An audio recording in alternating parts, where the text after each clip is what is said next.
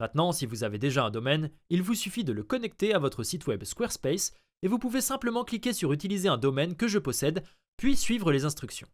Cependant, si vous n'avez pas de domaine, vous pouvez simplement l'acheter directement ici sur Squarespace. Vous pouvez donc simplement cliquer sur Obtenir un domaine. Ensuite, vous devez rechercher le domaine que vous souhaitez utiliser. Je vais simplement choisir metix-wedding-photographie.com. Et comme nous pouvons le voir, il est toujours disponible. Alors, choisissons-le et cliquons sur Paiement. Ensuite, ici, nous pouvons ajuster la durée de validité de ce domaine. Je vais la fixer à 1 an car je ne vais pas vraiment utiliser ce site web. Et puis cliquez sur Enregistrer et Continuer. Ensuite, pour enregistrer ce domaine, vous devez saisir vos informations personnelles et de contact.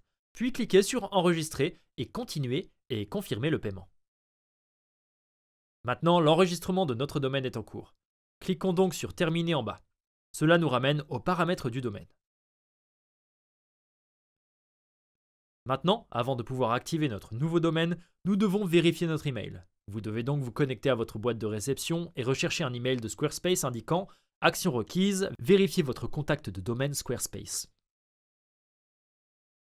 Ensuite, cliquez simplement sur Vérifier maintenant.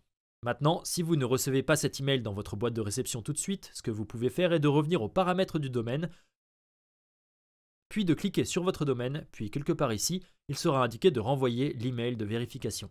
Et de cette façon, vous devriez le recevoir dans votre boîte de réception. Une fois l'email vérifié, cliquons sur Retour au tableau de bord du compte.